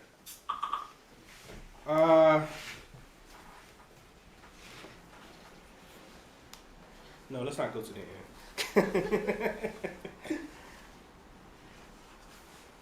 Let me think. Let's deal with the Black radical tradition. Okay, you got a section? Yeah. let me, Okay. Because I had a section. We'll go with you. I was in the Black radical tradition, though. 170. Okay. Oh, we close. Yeah, yeah. I think Adam might appreciate this first sentence. All right. I'm gonna start from the middle of 170. Okay. So Cedric's is not the project of a historian. Where most historians pursue knowledge of the past to scaffold national myths of progress to place the erased within national frames, Cedric's work was archaeological. If it addressed erasure, it was also about what Nahum Dimitri Chandler means by desedimentation. Quote, a tracking of the problem of the Negro for thought exposes then the fault lines within the layers of sedimentations that are gradually gathered at the very historicity of modern thought, end quote. Those fault lines, of course, become for Cedric the mythology structuring the idea of Europe, the idea of nation. Black life was buried so that a mythos of black inferiority, the Negro, could be imposed. This construct, quote, suggested no situatedness in time, that is history or space, that is ethno or political geography, no civilization, no cultures, no religion, no history, no place, and finally, no humanity that might command consideration, end quote. Black Marxism then can be understood as Elizabeth has described as a project of, quote, uncovering the erased. An archaeological task that simultaneously recovered ancestral names while desedimenting the terms under which the Negro was substituted for human. It, quote, set loose new soil, preparing the way for new thinking, end quote. It was the making of the Black radical tradition as intellectual task. It restored the Africans to their time and space, and from these terms, the meaning of their resistance to Western time and space could be gleaned. It began in the 16th century with Nueva España and the resistance of black communities of fugitives in San Lorenzo de los Negros. From there, Cedric traced the phenomenon of maroonage across the Spanish settler colonies as well as those of Brazil, with a focus on the formation of palmares. These palinques and quilombos, as these communities were called, were originary articulations of black radicalism. Cedric would later assert that in his research in the archives, this encounter was consistent. Although the derisive term for runaway, cimarrones, came from the Spanish, the principle, or what Cedric calls, quote, the first impulse of Africans was the same, whether they were enslaved in Spanish, Portuguese, Dutch, and later French and British colonies. So he followed the Maroons to Jamaica, to Suriname, to British North America, and to Saint-Domingue, a place which by the turn of the 19th century confirmed that maroonage would now be more than disengagement and retreat. The entire colony would have to be liberated, consecrated as maroon space. In his 1980 talk, which rehearsed many of the themes of these chapters at the Race, Class, and State Conference in Brighton, Cedric had argued that the 19th century was, quote, the century of the modern world's adolescence, end quote, and thus an important time period in which to understand the spontaneity of black revolution. With the increased rationalization of the modern world system, its extension and expansion, the enslaved moved toward, quote, a more direct confrontation with European domination, end quote. Yet, These were revolutions inspired by the Maroon imperative to, quote, recreate their African homelands, end quote. Such were the African impulses that helped create the Republic of Haiti. Revolutions in other parts of the New World would follow: South Carolina, Bahia, Barbados, and the 1831 rebellion in Jamaica. They were inspired by the desire to be free, strengthened by a sense of order, a charismatic expectation that African life was worthy of being protected and honored. All of these risings were connected to the shifting economic situation on the ground that would eventually lead to the erosion of slavery.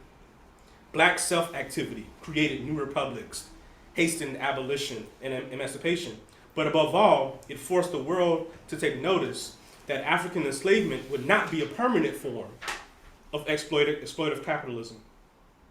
Cedric argued that, quote, whatever the form's primitive accumulation assumed, its social harvest would also include acts of resistance, rebellion, and ultimately revolution, end quote. But the end of the 19th century, quote, marked the beginnings of a profound reorganization of the capitalist world system. In Europe, Africa, Asia, and the Americas, through the deepening penetrations of monopoly capitalism and the impositions of hegemonic colonialisms, slaves were displaced as a source of cheap labor, powered by peasants and migrant laborers, end quote. As this colonial shift took hold of the continent of Africa itself, the Black radical tradition as both maroonage and outright revolt would find itself in opposition to the afterlives of slavery. The historical archaeology closes where Cedric often began, in Africa, where the achievements of resistance based, quote, on the African identities of its peoples, quote, end quote, served as a native critique of the development of imperialism. In an important chapter which closes part 2, Cedric offered a reflection of the meaning of that resistance, what he describes as its nature. Surprisingly to many observers, Black resistance did not produce the response they deemed appropriate. There was, quote, an absence of mass violence, end quote. But for Cedric, the Black radical tradition was not animated by the ideal of vengeance or retaliation. Resistance was not simply an attack on an external subject, but was generated by an internal desire. Quote, the renunciation of actual being for historical being. The preservation of the ontological totality granted by a metaphysical system that had never allowed for property in either the physical, philosophical, temporal, legal, social, or psychic senses. I'm going to repeat that one. The renunciation of actual being for historical being. The preservation of the ontological totality granted by a metaphysical system that had never allowed for property in either the physical, philosophical, temporal, legal, or psychic senses. The, quote, social formations of capitalist slavery or the relations of production of colonialism, end quote, did not define the whole experience of Black people. Though it could never totally ignore the material reality, the Black radical tradition granted supremacy to the metaphysical. African people saw the world in broader terms than what could be seen, gathered through the sense of eyesight. And this kind of seeing is what informed revolutionary self-activity. So when it came to questions of liberation, African people chose to, quote, make history in their own terms. They lived on their terms. They died on their terms. They obtained their freedom on their terms. Thus it was with Obeah men and Obeah women in Papaloy. These were the terms that these African peasants and farmers brought with them to their captivity. These were also the only terms. These were also the only terms. These were also the only terms in which their freedom could be acquired. This was the nature of the Black radical tradition. Its making was in the long struggle to achieve liberation against the earliest instantiations of capitalist development. The, quote, obligation to preserve the collective being, the ontological totality, was its aim. To live again is as promised. Ashe.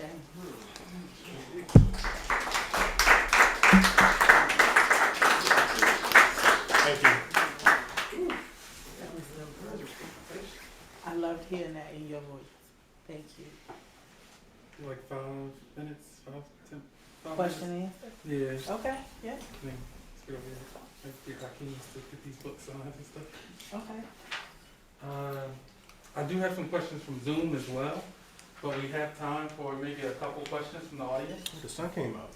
Yeah, and it was like perfect right as the tribute to Cedric Robinson was coming. It's just like the natural light just came into the room. Can we just go straight, like Okay. you Gotcha. with your handle? That makes sense. Okay, You got it. 1, 2, 3, 4, got it? Cool. So I'll make mine quick. First of all, thank y'all so much. Great conversation. And so this is one to connect both books. So especially hearing the story about how both books came about, Josh, how did writing We're Worth Fighting For help you to then write what we just read? Especially when you talk about the Black Radical tradition with Howard, you know, not necessarily the institution obviously, but Sure. the community. So How did it help me? I knew how to navigate book writing. Since this was my first book, I knew what it took to do it, and I'm thankful for that opportunity that you all granted me. Because I don't know what this book would have been had it been my first book, the Robinson book. Right. But in terms of conceptually, I used Cedric Robinson in the We Are Worth Fighting For text to help me understand where these students were coming from. Like that notion that you could literally not only take over the university, but inject it within, as April said herself, an Afrocentric focus. Where does that actually come from, right? And what I realized is that these students, as Carr writes, are the extension of the Black radical tradition. And what the universities did not recognize and could not predict was that these students would choose that tradition as opposed to the tradition that they were being taught. That's why Black studies happen in the first place. That's why student activism happens in the first place. It's because they carry the Black radical tradition with them into the spaces where it's not supposed to happen, where it's not supposed to be. And what's interesting about it, particularly the way that Cedric writes about it, is that socioeconomic class as an indicator of whether or not this can happen in the way that we expect it to happen doesn't really capture it, because there's a radical intelligentsia too. And they become radical to the extent that they actually discover what's already around them that Black people are already doing. And that's something that Black studies also, particularly your professors, the Ron Walterses of the world, Yes. the Eleanor Traylors of the Yes. world, the Olive Taylors of the world, Yes. they were the part of the radical intelligentsia. And Howard couldn't stand that. They couldn't stand them. They definitely. They can't stand us. They don't want me to teach this. Right. So I mean, that's something that I also connect to those threads, because when you connect hip hop to it and what hip hop is doing in the streets, when you connect those organizations that come out of the churches and the Nation of Islam and the ways that these students are really grounded in that before they get to Howard, that helps me see that the Black radicalism that Robinson talks about shows up in places where we don't always expect it to show up. And Howard was certainly a space where we would not expect it to show up, but it did. thank you. Thank you too for having this conversation. I have a question for Mama Akanke. Yeah. Danny. I'm not sure what you knew about Robinson's background prior to reading this text, but given your background, what was it about Robinson and his other works that resonated with you? And as someone, maybe not knowing of his activist background, like people might think of him as a traditional political academic. Before you answer that, Chad took a seminar where we read every one of his books at Howard. Did you? And so I don't know if you saw this yet, but all the students that took that seminar are in the acknowledgments, because y'all, as I'm writing this, I'm teaching it too. So. That was the spring after Robinson had passed. Oh, yeah. It was spring 2017. We were working through that. And I haven't left that seminar. You know. So thank you, Georgie. Yeah. Thank you. I remember when you got to Howard, you were teaching Robinson. I sat in your class your first semester in the fall and in the spring. Mm-hmm. I was in that, it wasn't Black Movement to America, it was, Black Marxism. the class was Black Thought in the Diaspora. Okay, Black- yeah. Yeah, that's the. 20. Black Marxism. Mm-hmm. And so we read Black Marxism, and then again, 3 years later, essentially, you know, I'm literally still in that seminar working through Robinson, and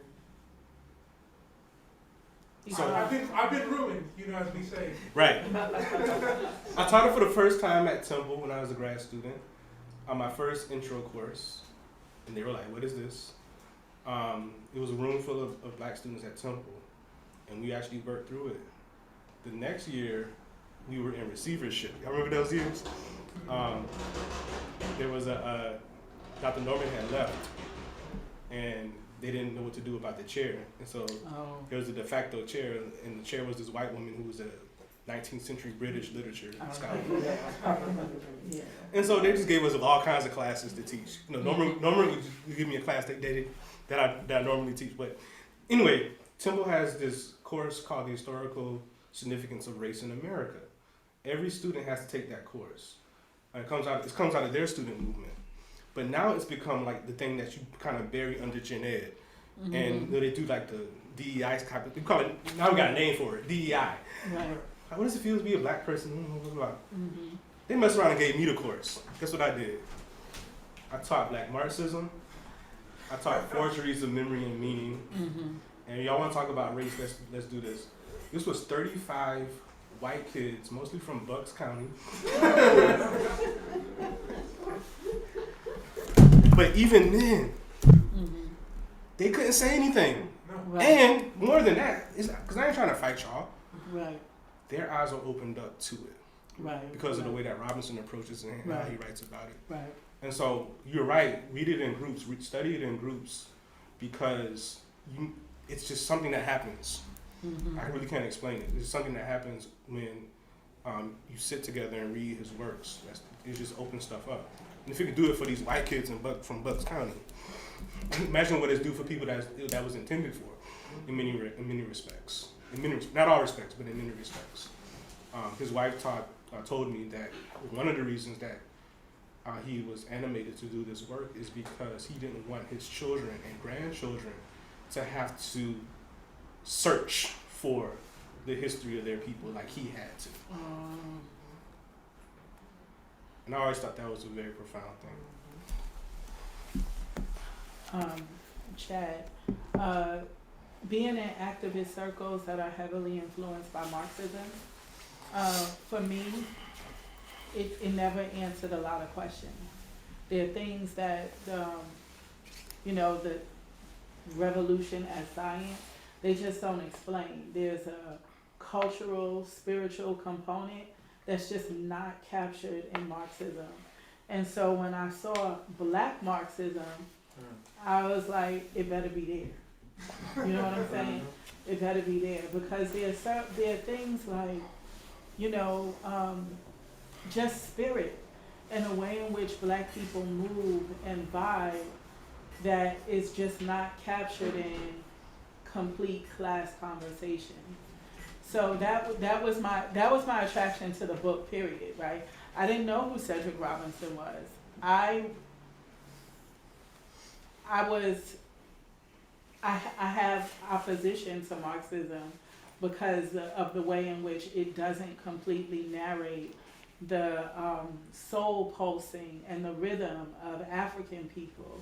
And when I saw that book, for some reason in my mind, I decided that this would, as simple as that. Any takeaways since reading it? I only read 2/3, right? I haven't read the whole thing, but I do feel like, I definitely feel like the way in which he is willing to talk about just the story, the telling of the stories and the way in which we exist and share and move and be, is something you don't get. So it was the answer to my question, right? Sure. It was the answer to my question. But I still need to read it in a group. Thank you. You and that? Thank you. Josh, as I was reading your book on Cedric Robinson, a couple times the word or term vantage point comes up. And I also was thinking about Patricia Hill Collins and thinking about the intellectual capacity of everyday folk. Oh yeah. People that we just pass by day to day. Yeah. I wonder if you could talk about the vantage point a little bit more. Sure. And who are some of the intellectual capacity of the everyday folk that you are inspired by? Oh wow. For me, it's the musicians. Of course. Yeah. Some of them are named in the book because Cedric's his favorite musician was Miles Davis. And if you listen to Miles Davis very closely, you can feel. I'll just leave it at that. Right? You can feel black people. Right? You can feel the blues. And if you can feel black people and you can feel the blues, there's not much about our condition that you won't understand. But that's not something that you can gain by simply overhearing the music. You actually have to listen to it. And there's a certain sensitivity and a certain vulnerability that happens when you let yourself listen that way. But I get in trouble with elders all the time because they leave it with Miles. It says, after Miles did it, nobody else ever did it again. Or Right. they love to say that about Coltrane. Coltrane's the only one who ever did this and ever will do this. I bring it to these younger folks. And his brother from Philly who's doing it right now, Emmanuel Wilkins, I was going to shout him out. He has it. Listen to his music, he has it. He did a commission maybe 2 years, maybe a year and a half, 2 years ago called Blues Blood, Black Features. It's on YouTube. Listen to that and you'll hear the vantage point. I know that's like a mixed metaphor, but you'll hear the vantage point of black people. And the way that he's able to capture that with the saxophone and with compositions. Those are the people that inspire me. Visual artists as well. Really doing it right now. People all across the landscape. But an older sister, Lorna Simpson, is on my mind right now. Her recent exhibit, oh my God. Black people, particularly in the diaspora, are fascinated by bodies of water for a lot of different reasons. You know, they mark moments of transition for us. But if you're not careful, you can be consumed by water, right? And so when I talk about sensitivity and vulnerability and space and concepts like that, the fact that we narrate our lives as connected to the movement of these bodies of water tells us something also about this notion that in order to be legible, we have to be stationary, or to be stable, we have to be in one place. But we're always moving. And that tells me something also about the people who want to capture what it's going to take to be free. Sometimes it's not capturable. And it's the artists and the musicians that are helping me understand that. And I can hardly talk to social scientists anymore, which I'm fine with, right? Because they want it to be something that they can control and predict. And it ain't gonna happen like that, I don't think. And so when you talk about our standpoint or our vantage point, we as a people have always been suspicious of those who want to try to control what comes out of our collective sense of reality. And that's true of even the artists and the musicians, right? Because as soon as Miles created something, they wanted to make it packageable and sellable. And then Miles does something else that they don't understand initially.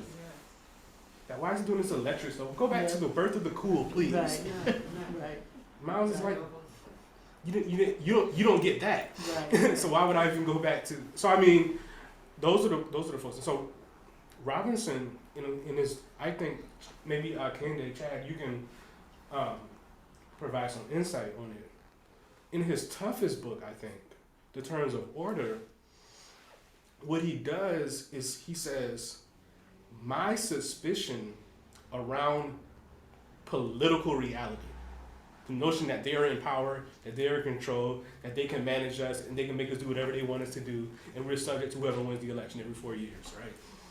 That idea, he says, my suspicions about it comes from, he uses that word, comes from the vantage point of a people who are marginally integrated into the system. In other words, black people are the most suspicious of the system. Why? Not just because we're marginally integrated into it, because the way in which we are integrated into it is an attempt to manage and control us and police us and do all the things that we continuously resist. How hasn't mass incarceration completely decimated us? How? How do you then say they create something as vile as mass incarceration? How do we then say we're still going to resist? Yeah. And if you have relationships with anybody in prison, Cedric's cousins were in prison. I'm sorry, he was the what only they one. He was do the in only one that prison, didn't go to prison. what black people are able to create in prison, even in the worst conditions, it blows my mind. It blows my mind. And then we got now the audacity to say we're going to abolish it. Yes. What? Yeah. So I mean that's the vantage point that Robinson was after. You see it in the way that you could just teach the preface and introductions to his works, and you can see it there. Even the dedication pages where he's dedicating it to his incarcerated cousins, right? But he doesn't say that. He doesn't say that they're incarcerated, right? You have to kind of do some digging. And so that kind of stuff is very much embedded. But he says in terms of order, he says this work is coming from the vantage point of the people only marginally integrated into this system. You can't critique it if you're in it fully. Right. He says political science can't critique itself. And so that's where that particular book comes from. But it's really, that book it opens up the rest of the work in a very important way. Because, and this is what I'm writing about in my next book, without the terms of order, Cedric doesn't clear the space to do what he does in Black Marxism. Like, you have to actually have clear conceptual space before you can actually fully and faithfully articulate what it means for Black people to resist. You can't do it, as I said in that excerpt, if your focus is on speaking to a disciplinary conversation. Maybe I should start with terms of order. No, don't start. Bless. I'm not really sure if this thing but I guess what do you feel is the sort of relevance, I guess, of the Black radical tradition to last year's rebellion? Because, That's a great question. When you talk about sort of like the uncontrollable sort of like resistance, right? I mean, you have 40 years of mass incarceration, and then despite all of it, despite all of the repression, having, immediate lockdown, having all the campus locked up, despite all of that, the third precinct burns in Minneapolis. Right? Yes. There's a nationwide rebellion, even though it feels like that's all gone now. And for me, I was like reading like Black Marxism at the time, and it just felt very like, the Black radical tradition was just still very much alive. And even though I think sometimes there's these narratives that everything, after the 60s, but now, I don't know, what do you think? I'm going to first suggest something. So there's a third edition of Black Marxism that came out last year, and Robin Kelly revised his foreword to the book to address exactly what you just asked. What does 2020 have to do with the Black radical tradition? So I would definitely recommend that. My own perspective, and millennials are killing capitalism asked me the same question in the middle of this, like last June 2020. It's already past June 2021. Wow. Anyway, June 2020, as this was happening, they asked me, And then I really didn't know because things are still unfolding. It's hard to really say. But Robinson talks about revolutions as often having, and perhaps always having, this spontaneous character. And what we saw in 2020 was spontaneous, and that doesn't mean we should minimize it by any stretch of the imagination. But the spontaneity is actually an advantage. And we as scholars often want to know, well, how do we make sure this happens again, right? We as organizers want to know, well, how does this help our organization grow? But sometimes revolutions don't happen that way. And I think 2020 is a moment that was that. But I think it's also an issue for scholars and organizers to, and in some sense, not necessarily capture it, but provide a useful analysis of. And by useful analysis, I mean we need to be asking in those moments of spontaneity, what do our people actually need? Not what does this actually mean for my understanding of revolution writ large, but what do we as scholars and organizers have that our people need in moments of spontaneous upheaval? And for me, one thing that I think some of us may be able to provide is a sense of how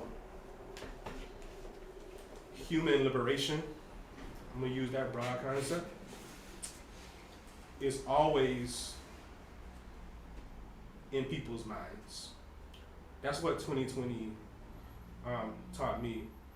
And what is not always in people's minds is how the structures that currently exist inhibit that human liberation.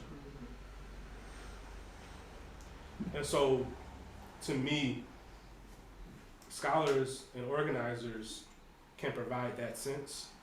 And also, what does direct help and direct aid and direct solidarity mean in moments of spontaneous upheaval? Now, in terms of the connection to the Black radical tradition, I think we have consistently, our people have consistently figured out a way to practice two things. One is, how do we protect people against harm? And also, how do you prevent harm? And I think in many ways, what we saw with the development of all kinds of activities like mutual aid and stopping the police from arresting people, literally putting our bodies in front of that, right? All of those things collectively, I think, are evidence that those ideas about, I don't want to use the word harm reduction because that's become a whole thing now, but stopping harm, but also, what did I say? Protection from harm, but also attacking the sources of harm. I think about things like sabotage and how the people in South Africa attacked, like literally the machines, the implements, right? Enslave people. Let's burn down the sugar cane, right? Let's get rid of the barn. Let's actually appropriate things that we need in order to stay alive. What's on the plantation that's gonna keep us alive? That belongs to us, right? If you're a Maroon, right? And so those ideas with the rebellions, you see the same. I think you see the same thing. People who crying over a Quick Trip or a CVS, I'm like, that ain't about. Who cares? In fact, let's go in CVS and let's get all the medicine and let's distribute it. And so I think we saw a little bit of that with this last rebellion. And so it's definitely connected to, like, the Sylvian Jouffe in The Slavery's Exiles has a really beautiful chapter about how the Maroons were acting as bandits. They would just, somehow or another, they get a gun or they get some type of thing and they just go steal, right? One of the cats even had a bulletproof vest in like the 19th century. It sounds crazy, but he did. From the future. And his name was Joe Forrest. And they called him Forrest because he could blend in. He was a light-skinned brother too, so he could blend in. He figured out how to dress in camouflage, and also he created some kind of vest that could stop a bullet. And to the Africans, that was spirituality. Yeah. But it's also technology, right? Yeah. And so, yeah, go look up Joe Forrest, one of the great figures. He was in South Carolina. But yeah, that's the idea that we can steal and take from a system that is inherently evil. African people never had a problem with that, right? So, Thank you for I'm that. And African. I'll add something to say that at the beginning of 2022, the Paul Robeson House and Museum just finished an anthology working with a lot of the frontline black organizers here in Philadelphia. It's called How We Stay Free, Notes on the Black Uprising. And it should be out February 1st of 2022. But a lot of that is capturing those lessons from the organizers themselves, talking about the mobilizations, talking about the different resistance strategies they took up throughout 2020. And the need for those strategies and that innovation, those interventions to continue on into the future. So I'm really excited about that, and just do like a little plug for that. We'll have more events about that soon. So I'll give you all the final 2 questions from Zoom. okay. Just consider like respond, but also wrap them into your like final thoughts, I guess you will. We're grateful to have Hakeem's Bookstore with us today. Brother Chris up here in the back. Folks are unaware, maybe for the folks who are online, Hakeem's is the oldest black bookstore continuously running on the East Coast. It is a treasure that we have it 2 blocks away. So thank you, Chris, for being here. The books will be sold afterwards. So for our final 2 questions, we have one from at that Tyrone. He says, I want to ask Professor Myers and Akanke thoughts on James E. Cheek and other black folks in leadership positions like the Board of Trustees during the protests. Basically curious about what they think about the decisions their elders at the time were making. And then additionally, we have this sort of almost like a recall. I wonder if you remember this, Josh. Mike Jerick says, thank you so much for this event. Could Professor Myers share what he was going to say about a colleague emailing him recently when they were talking about racial capitalism? I remember. That's what I was going to say. It's a recall. But I'll just throw those out to you, and thank you all for this rich conversation. And yes, Okay. Final thoughts. You want to take the James Cheek? You know, first of all, eldership isn't just old people. It's not just older people. You earn eldership, and you can lose it. And Cheeks did, right? When you abandon your community, and ironically, I sit on the board with his brother, with James Cheeks' brother. We are on the board of a charter school in New York together. He also felt like his brother abandoned his community. So, like, not only did he lose any position of title and honor from the students in the Howard community, he lost it from his biological family. So he doesn't go into the cadre of elder. He just doesn't. And so I have now, to be quite honest, I felt like I had such disdain for Cheek. But now with Frederick, I don't even know. Like, he makes Cheek look like, damn, maybe it was too hard on you. You wasn't that bad? I don't know. With Fredericks now, I'm just like, I really, literally want to fight him. But there's just no love there, right? For all the reasons, for the way in which you abandoned the mission you were sent there for, right? He was sent to be president of Howard University for a particular reason. You abandon that mission. You ignore the people who you are supposed to serve. There's no eldership there. Not for. So I think, to put some context, James Cheek was 36 years old when he was chosen to be the president of Howard University. Was he that young? Now I feel bad. Not only that, he was a baby. Don't feel bad. not only that, he was chosen because of the student movement. Right, but that's what I'm saying. You completely abandoned that? In his inaugural address, he talks about the Black University concept. and he hires the right people to bring it into fruition. So people talked about his Afro and Dashiki. That's cool. He did. He run Afro and Dashiki on campus.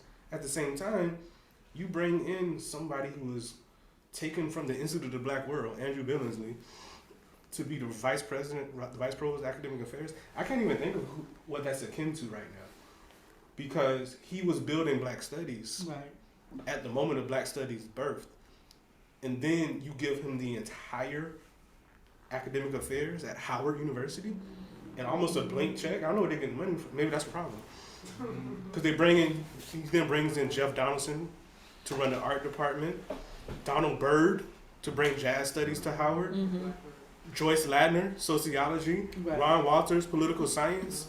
I mean, when people talk about the legacy, it's one thing to say, well, Frank Frazier and Rayford Logan. It's another thing you bring to the 70s. And in the 70s, you have literally a Black studies person or 2 or 3 or 4 in every department on Howard's campus, including engineering, including law. I mean, it's literally Andrew Billingsley saying, let's make a Black university. And so something happens by the 1980s. Those same people are still there, some of them. Some of them are forced out. Billingsley goes on to be the president of Morgan State. But when Reagan came around, Cheek was more loyal to the GOP than he was to Howard University. Can you imagine Howard University president right now getting the Presidential Medal of Freedom? No. But some people have said, I don't know how you feel about this. There are people who sympathize because of the Howard needing money. Sure. Right. Sympathize with his decision to be loyal to the Republican Party because of all the money that could have ushered in. I mean, I don't know. Money, well, that's certainly true. I mean, you have to empirically true, right? Howard's appropriation increases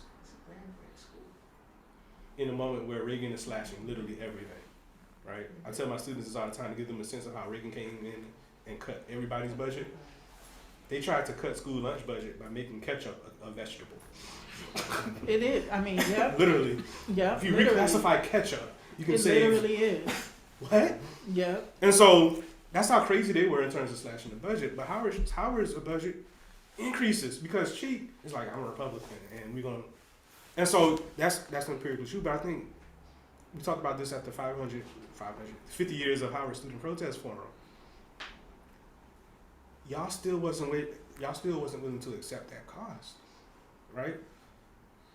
What's the point of having Howard with a nice pocketbook if these are the terms under which we got it? Right. And I think right now there's no consideration of where the money is coming from, where it's going, but certainly where it's coming from. I don't want to teach at Amazon University. Right. I just don't. I don't care if they're giving me 50. They give me it's Amazon, which means like complete. Right. That's not only a red. That's more than a red flag. Right. But they're not only getting money from Amazon. They're getting money from every single dominant industry, all the industries who have done harm to Black people in all kinds of ways, and we sitting there celebrating. And that's not the debate is should it go to other HBCUs. My thing is it shouldn't go to none of us. Right. You see that now? Right. So, yeah. So thank you all so much. The last shot, it says a colleague was one of Cedric's students. Okay. Does that remind you of like the colleague that you mentioned in Robin Kelly. A colleague email. It's one of Cedric's students. Yeah. Greg Burris. Shout out to Greg Burris. He's in Lebanon. Cedric's wife is actually Lebanese, which gave them a greater sense of what was happening in the third world and connecting it to Black life. Greg Burris said that as a Cedric student, he was completely annoyed, confused as to why he is associated with racial capitalism when the thrust of his work is understanding how we resisted it. And so why is that not the association? And so Greg actually emailed me this past week, and that was one of the main a lot of Cedric students have been emailing me these long emails. But one of the main things that Greg They in the says, chat too, don't yeah, I like to see that actually if I can. But Greg, one of his main points was, I'm glad you focused on the Black radical tradition more than you focused on racial capitalism, because that's to him the thrust of his work. So that's also why I read that. Thank you all for coming. You know, we have books next door. The books really would like to bring them out. Thank you, Josh. Thank you, Akanke. This is one of our last events of 2021. Wow. As we make our return, we're thinking about 2022 now, so we'd love to kind of be in conversation on how we continue this work, what radical study groups need to continue and have space in our community. And thank you all for coming. We got the book set up next door, so if you go out and go next door, and I'm also going to get Josh over there so he can sign something. I should probably go first. All right, I can take you to the back. Yeah. Thank you all. Thank everybody on